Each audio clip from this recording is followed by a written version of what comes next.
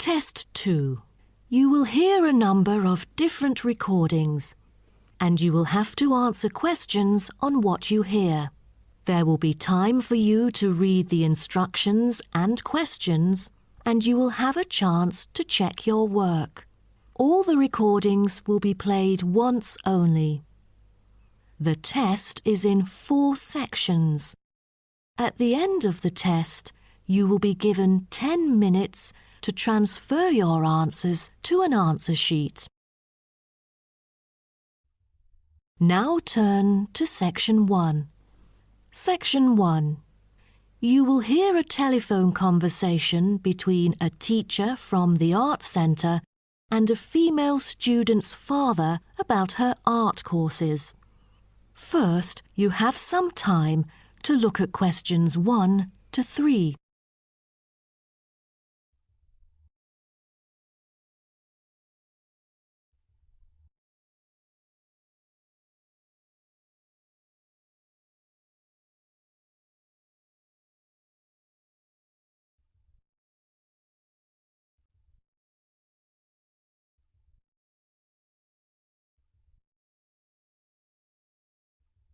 You will see that there is an example which has been done for you. On this occasion only, the conversation relating to this will be played first. Good afternoon. May I speak to Emma's parent? Afternoon. I'm her father. Who am I speaking to? This is Emma's teacher, Jane Carson, calling from the Arts Centre. I'm just calling to talk about her drama class at the centre. Oh, thank you for calling. How's Emma doing in drama class? You know, she just transferred here last month, unlike the others in her class who have been taking the course the whole semester since June. So I'm a bit worried that she might not fit in so well. The father says his daughter Emma has been taking the course since last month, so C has been circled as the answer. Now we shall begin. You should answer the questions as you listen, because you will not hear the recording a second time. Listen carefully and answer questions 1 to 3. Good afternoon. May I speak to Emma's parent? Afternoon. I'm her father. Who am I speaking to?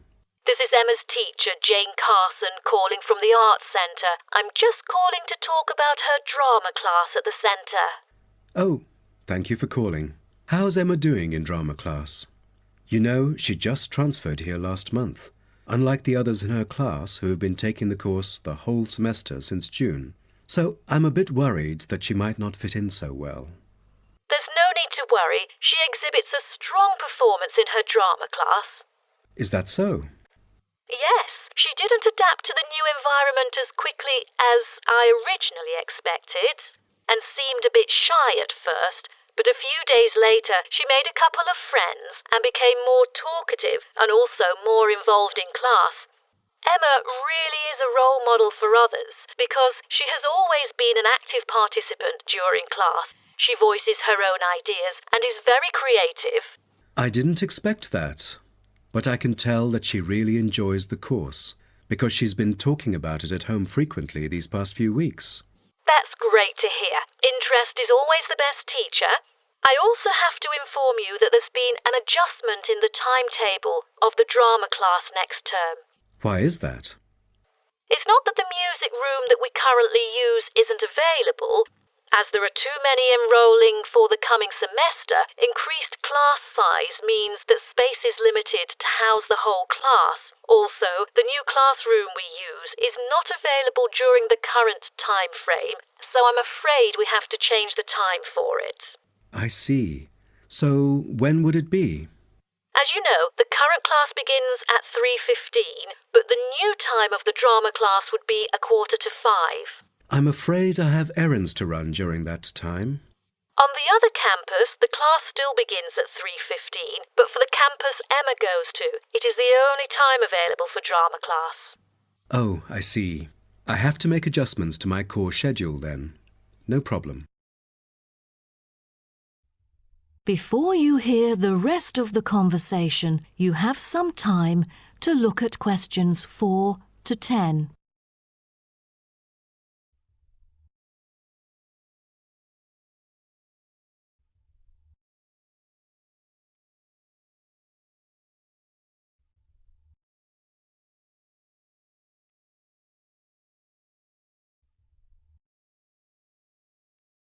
Now listen and answer questions 4 to 10.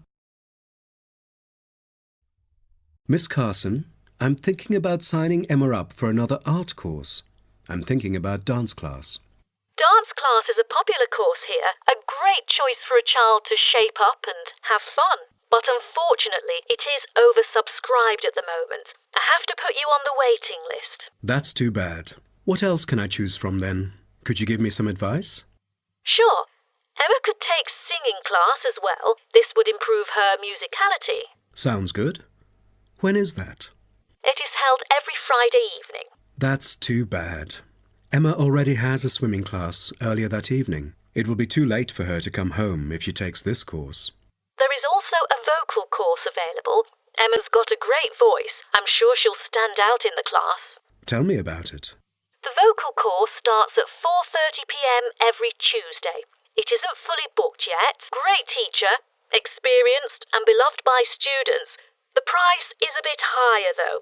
How much is it? It's $110. Oh, that's too much. Way over our budget. We have to cover the extra cost if we choose it. Or maybe Emma could take music class. What is it about?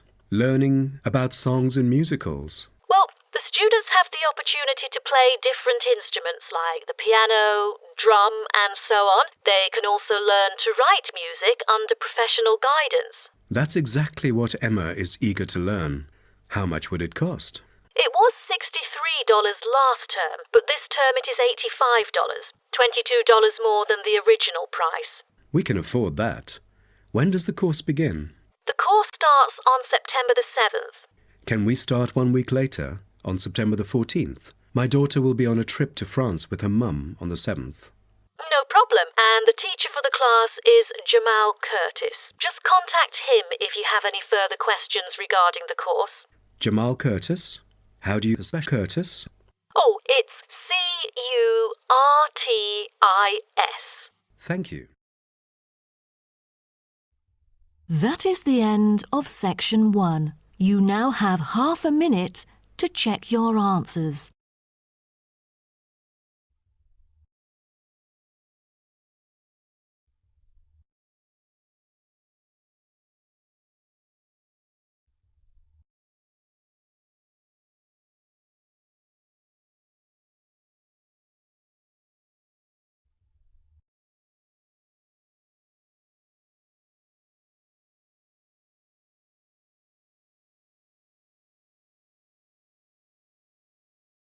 Now turn to Section 2.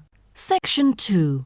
You'll hear a coordinator for the annual ski and snowboard exhibition talking to the audience about some practical information for the whole event.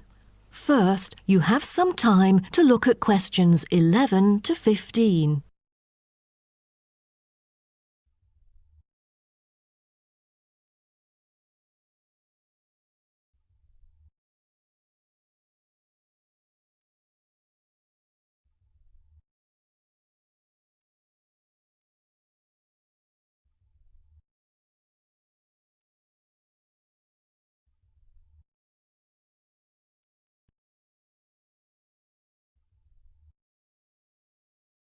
Now, listen carefully and answer questions 11 to 15. Good morning, everyone, and welcome to the annual ski and snowboard exhibition held from April the 8th to 17th. I am Mary Granger, coordinator of the event this year. The 10-day event features many highlights. As a snow sports lover, I know you are looking forward to a great time here. Now, I'd like to offer you some practical information about the whole event and what to expect from it. This might be the first time coming here for some of you, so for those who are still wondering about the right accommodation, I recommend Sky Hotel. It has its own health and sports clubs, just like most of the hotels here, but I love it because of its incredibly cosy beds which guarantees good rest after an exhausting day of exploration. If you haven't brought your own equipment, like poles, boots and skis, they are available for purchase or rent at Ski Set or Snow Rental. The exhibition this year provides a colourful look into the history of skiing and an inspiring peek into the future prospects of the sport. Apart from the fascinating photo exhibitions and the most up-to-date skiing gear like always, this year we have added 4 computers which can imitate the process of skiing, ensuring the same physical activity and sensations that appear during the skiing process on downhill slopes. But I have to warn you that it might be quite time-consuming to line up for the free trial experience. Many have posed the question as to how to enter the skiing and snowboarding competition. Well, rather than filling out the back of the entrance ticket or bombarding the committee with emails, the most effective method is by checking out the exhibition newsletter delivered every month for availability. At the most beloved local event, the exhibition has also drawn attention from the press. Last year, massive media coverage was on the worrisome amount of snowfalls. In order to avoid the same predicament, several artificial skiing slopes have been built. With more participants this year, we have lowered the entrance fee, which has been widely reported to local newspapers. A bonus for our participants is the ski programme. It offers a wide variety of lessons and sessions with qualified instructors, ensuring that all ages and abilities are catered to, from the first-timers to seasoned amateurs. I strongly advise you to sign up for the programme, as it is offering an unprecedented 30% discount. That's mainly because we are cooperating with the programme organiser, who promises affordable prices only for the participants of the festival this year. Before you hear the rest of the talk, you have some time to look at questions 16 to 20.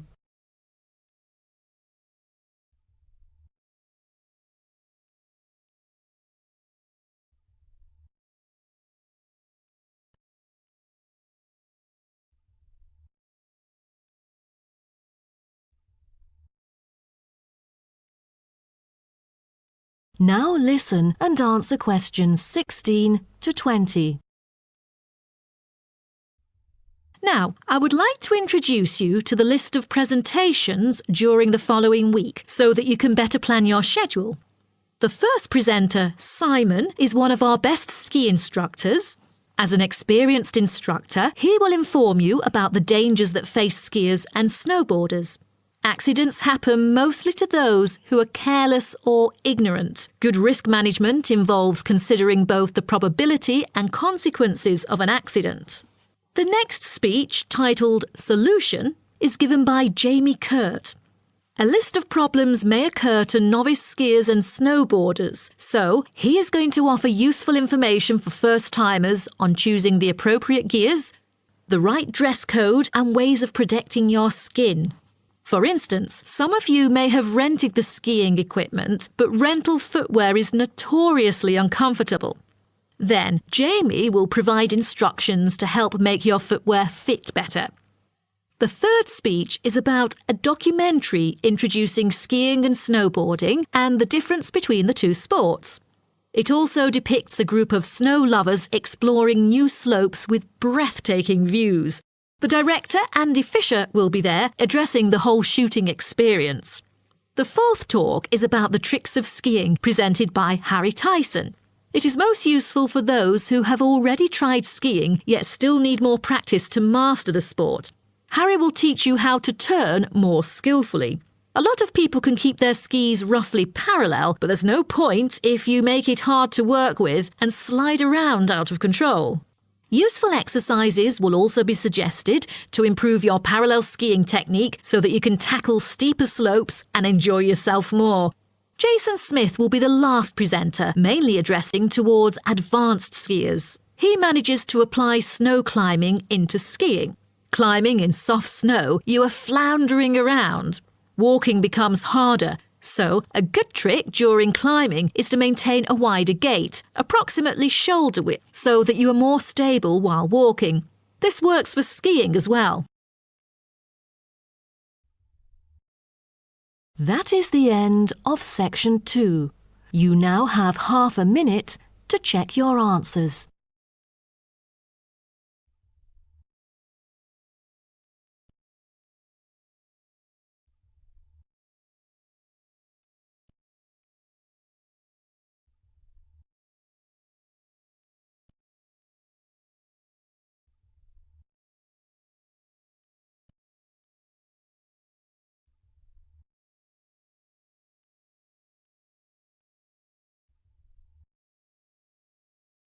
Now turn to section 3. Section 3. You will hear a student called Jerry discussing a pedagogy course with his tutor. First, you have some time to look at questions 21 to 23.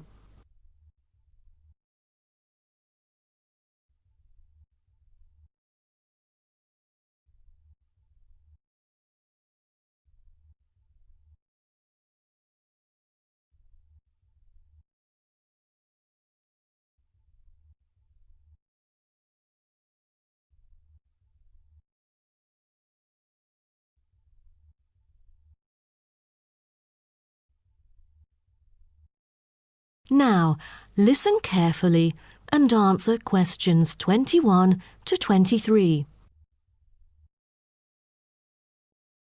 Jerry, how did it go with preparing your lessons? Is there anything you would like to discuss?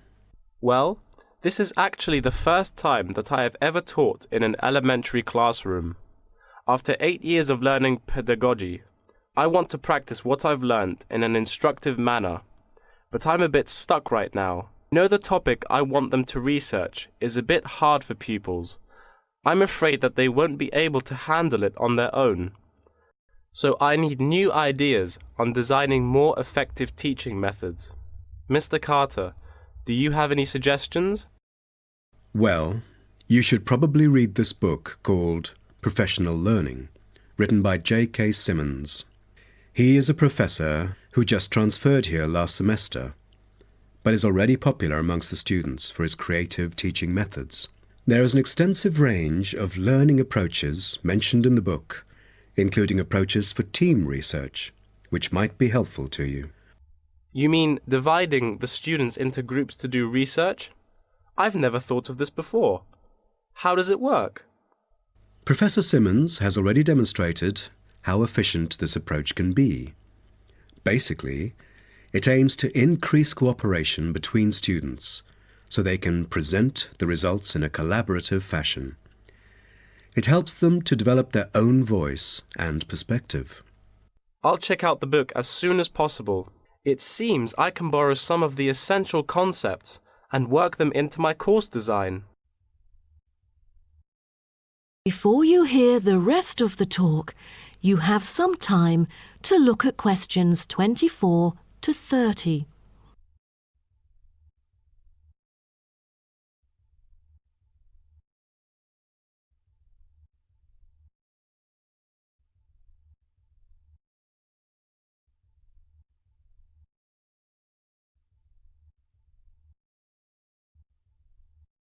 Now listen and answer questions 24 to 30. Well, I was thinking maybe I could use both observation and non-observation as a part of my teaching methodology.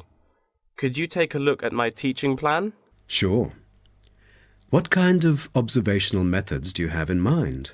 For the observational part, I intend to include 2 approaches. First, the pupils can assess each other's behavior.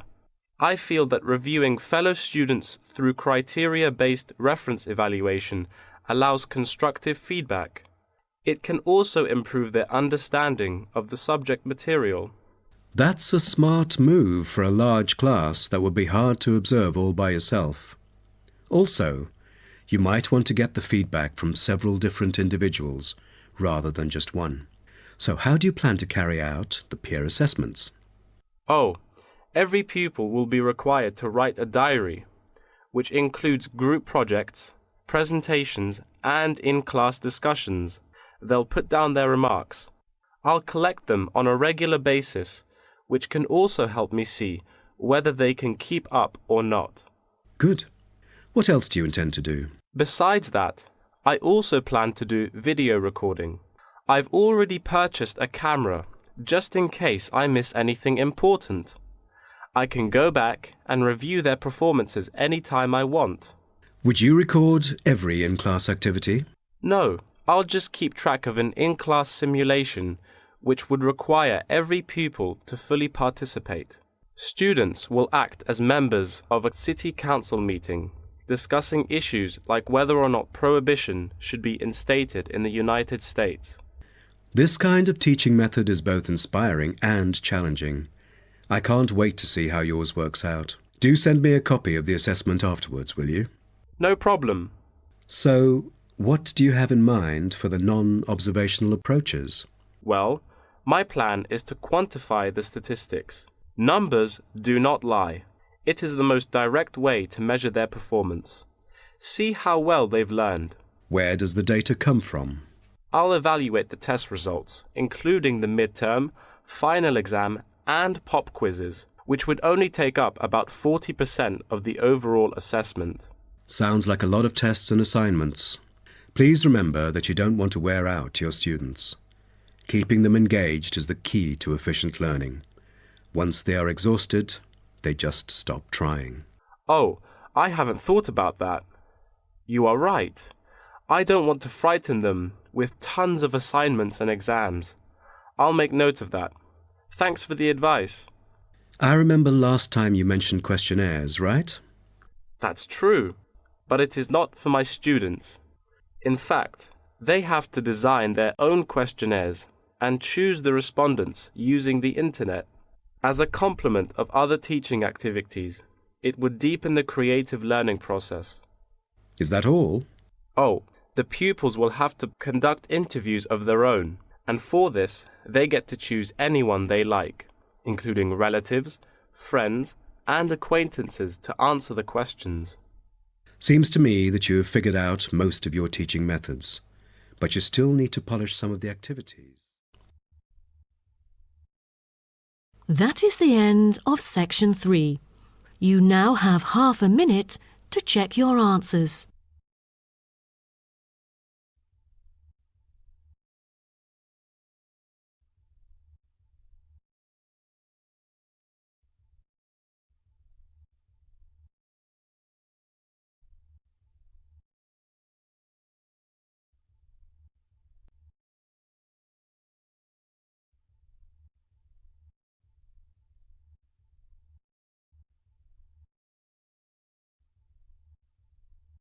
Now turn to section 4. Section 4. You will hear part of a lecture about urban migration. First, you have some time to look at questions 31 to 40.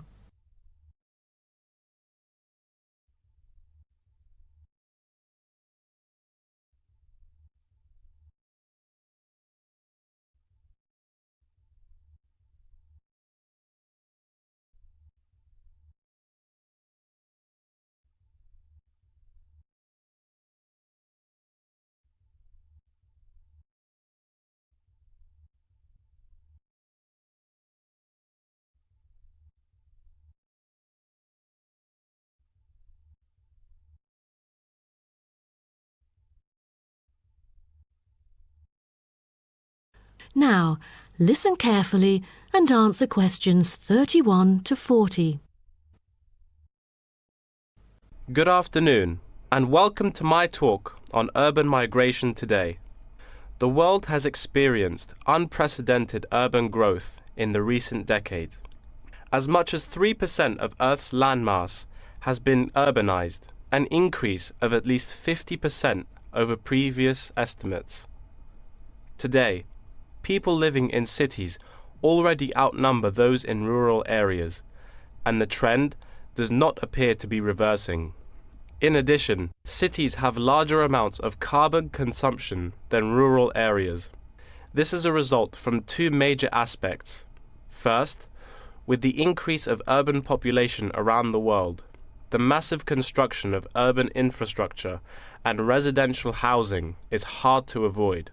Second, urban households have a higher rate of car ownership and use more gasoline products.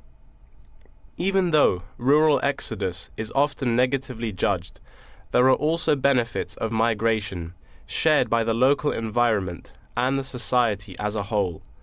Well, firstly, global trends of increasing urban migration and population urbanization can provide opportunities for nature conservations, particularly in regions where deforestation is driven by agriculture. As rural dwellers leave their homes, local forests are left to recover.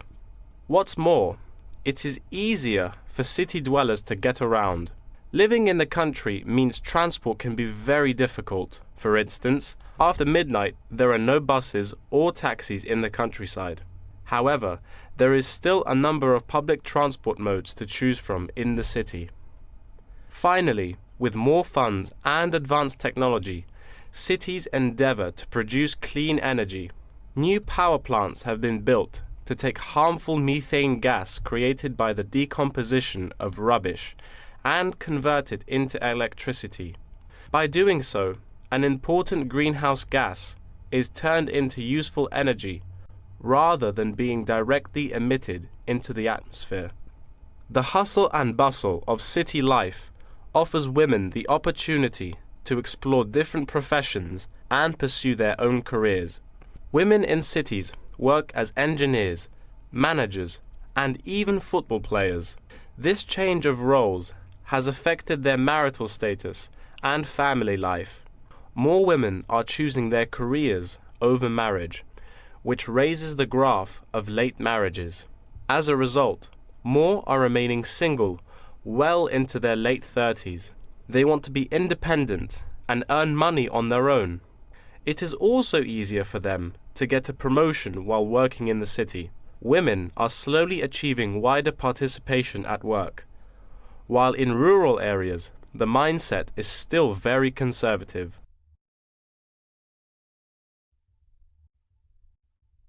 However, cities also change the way that humans interact with each other and the environment, often causing multiple problems. In general, urban wages are significantly higher, so moving to the city is an opportunity to earn what was impossible in rural areas. However, the wage difference is often offset by the higher cost of living and absence of self-produced goods, including subsistence farming. A sizable proportion of new corners attach greater importance to money and gradually abandon their former way of life, thus risking losing their culture. These new city residents are also faced with another problem. According to statistics, crime rates are significantly higher in densely populated urban regions than in rural areas. For instance, property crime rates in our metropolitan areas are 3 to 4 times as high in comparison to the rates in rural communities. Immigrants, upon arrival into cities, typically move into the poor, blighted neighborhoods because that is where they can afford to live. Crime in these areas is high and reflects poor living conditions, as these neighborhoods experience great levels of poverty. This pattern also occurs for violent crimes, which is much more common in large urban areas than elsewhere. In addition, traffic congestion and industrial manufacturing are prominent features of the urban landscape, which take their toll on the natural environment and those who depend on it. Air pollution from both cars and factory emissions affect the health of countless urban residents. Rural to urban migration can boost the urban economy. With a better economy, cities provide their residents with better welfare, but the concentration of services and facilities such as education, health, and technology in urban areas inevitably contributes to greater energy consumption. Another problem with life in the city is traffic congestion. It makes people late to work and thus stresses us out before we even get there. Deliveries can't arrive on time, gas costs money. The quality of life of those commuters starts to decline. What's worse is that if congestion makes it harder to match the right workers to the best jobs, it is economically inefficient as well. That is the end of section 4. You now have half a minute to check your answers.